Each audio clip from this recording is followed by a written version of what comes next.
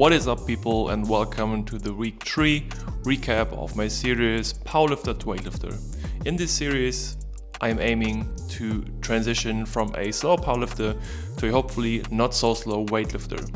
In this video, we're going to give you a quick recap of how my week 3 went, give you some insights, and also I'll share some learnings I made on the way.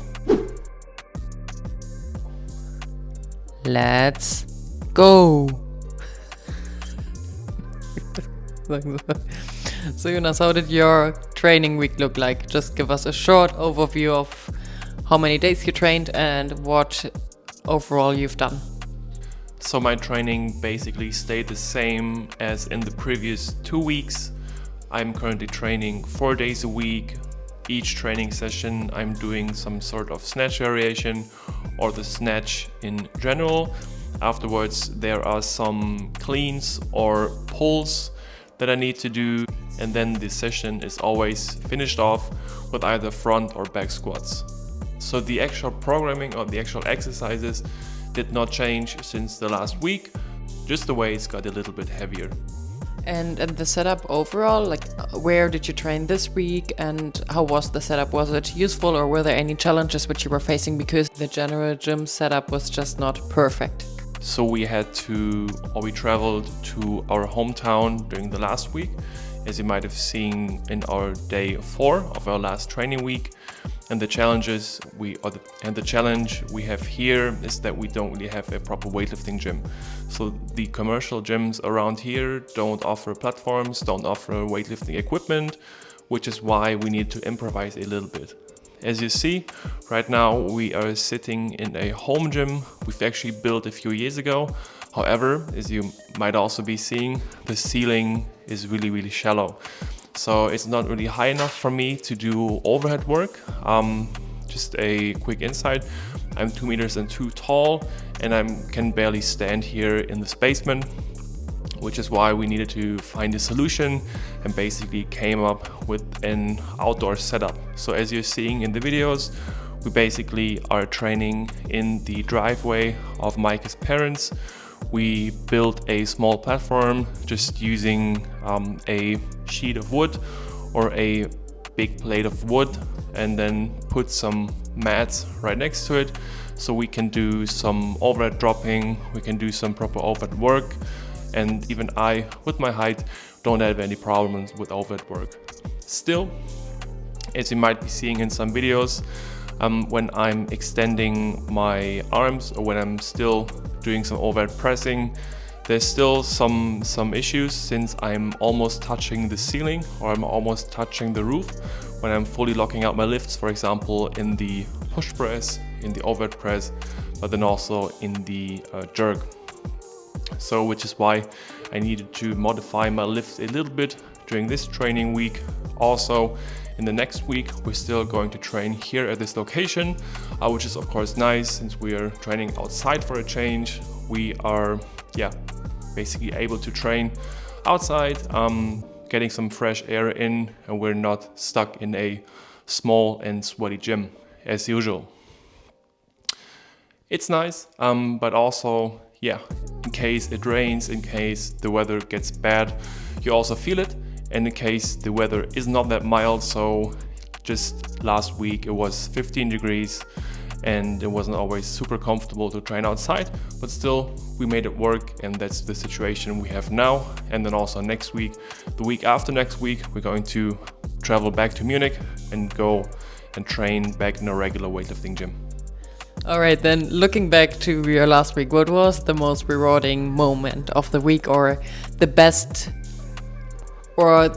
feeling which you had within the training session? I actually always struggled with pause squats to stick to the proper pauses. Right now in my program, I do have pause squats or regular back squats with a pause programmed, and I'm supposed to do a 3-second pause at the bottom. When I'm training by myself and nobody's really controlling me or is taking a look at my lifts, I always tend to skip these pauses since I do not really like the bottom position of the squat. It's one of the, at least from my point of view, it's one of the most uncomfortable positions I can be in. So I always try to skip this position or get out of it as quick as possible. And I'm really proud of my day one now in this week, where I actually stayed and basically paused for a proper 3 seconds in the hole while reaching a pretty good depth for my standards. So I think that was the most rewarding and the best lift, in my opinion, in this week. Did you consider any specific warm-up program, or did you take a longer break before that session? I actually just took one day off, so my regular off day. In terms of warm-up, I did not change too much. But I'm feeling, since I'm now doing the deep squat position, or trying to go as deep as possible into a deep position now 4 times a week, which of course is also some sort of mobility you're doing. The more I get into this position, the more comfortable I tend to feel. And I think this now has, after just 2 weeks, already a small impact on my squat depth, on how comfortable I'm feeling in the bottom position. So I think that's why I actually, around my training, just did my regular stretching, try to open up my chest, try to increase range of motion in my upper back section or in my chest section, but then also in my hips. So I'm always stretching my hip flexors, trying to be as loose as possible when I'm going in the session.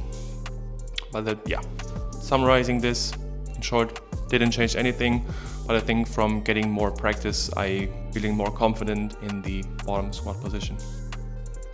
Okay, then flipping the cards, what was the most frustrating moment during your training week?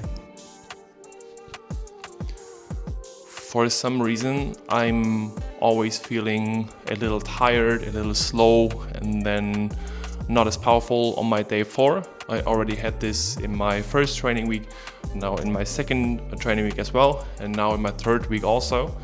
I'm not quite sure where that's coming from. I did take a rest day prior to day 4. I also had quite okay nutrition, so that wasn't the case. That's why I also discussed this with my coach. For my next week, I'm still going to have 4 training days with the regular programming, but in case this fatigue does not change, or just in case the fatigue is still there in this week, we're probably going to modify the day 4 a little bit, make it less taxing and less exhausting for the body, just in order to skip the fatigue, or to build a little bit less fatigue. And yeah, that's it. I think in general you probably recognized that already beginning of the week, when you actually took 2 days off before you were doing your first training session, right? So probably also from the past week you realized that you're building up fatigue and you needed more rest. And then since you started 2 days later or 3 days later in the week, you had to catch up and had to do, I think, even 2 training sessions, day after day, day over day. And then you just had 1 single day break and do the last session. And I can imagine that this is probably something which, just built up more and more fatigue, and that's why you realized that a lot. And in which regards, or in which sense, did you feel that you were super fatigued? Was it like that you just didn't want to move into the squat position, or was it just that you were feeling super slow? A little bit of everything. So I felt a little bit tired, slow. The best indicator for me is when I'm first getting into the training session, when I'm lifting up the empty barbell. Normally it feels really light, but on some days where the fatigue or the fatigue is higher and I'm more exhausted, the bar already tends to feel a lot heavier than normal. So that's a good indicator for me. Also how good I'm able to get into the squat position, how my hips feel. These factors all contribute to the fact that I'm probably a little bit more exhausted and fatigued than I should be. Okay, then last but not least, and what is probably also super interesting for our watchers, what was the most helpful exercise for you throughout the week? Let it be a warm-up session or warm-up exercise, or an exercise which you did during your training program?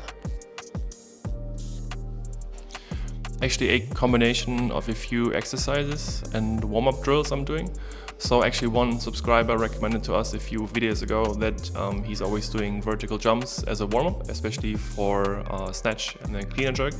That's what I'm always incorporating in my training and in my warm-up now. And I feel it helps me to be a little bit more explosive and to generate more force in my hips and in my extension. So that already helps. And then next to that, the deep squat position or spending more time in the squat position for me actually is really beneficial. Helps me to, first of all, increase mobility, but then also just to feel more familiar and to feel more stable in this really low squat position that I need for all of my lifts basically. So the snatch, clean and jerk, everything where I need to have a really low catch position, that's where this position is needed. And I think the combination of having a really dynamic athletic warm-up and spending a lot of time in the low position, I think benefited me the most. Last question. What was the most complex exercise for you, which you had to do throughout the week, where you really struggled in finding the right dynamics and getting the movement in the correct way? Actually, that was my jerk. I mentioned this in the previous episodes. I started doing the jerk in week 1 of this training block. I'm already progressing and getting more proficient in the technique, but still the combination of having a dynamic dip and then basically pressing out the weight and then catching the weight correctly in the split position is quite tricky for me at this point. I think the jerk and the split is already working quite well. However, I'm still having issues with finding the correct timing when dipping down, extending my hips, generating force through my quads, timing this with a proper push out of the weight, overhead, and then catching it. So the catching part is already quite easy at this point. I'm still having issues basically with a dip and with a dynamic and not pause dip. Because when you're seeing my videos properly or when you're watching my videos properly, you see that I'm always hesitating in the lowest position and I'm always pausing before pressing out. Yeah, so I think the jerk. Yeah.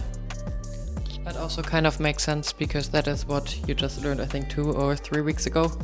So still good progress in that sense.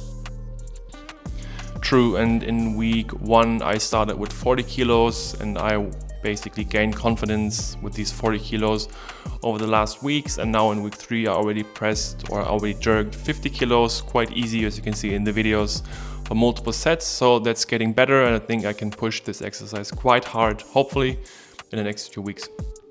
Nice. Okay, no more questions. We hope you liked this video style, which is a little bit different to the regular voiceovers we did in the previous videos. Please, if you like this kind of video style, give us feedback, leave a comment, leave a like, and of course, subscribe if you haven't already.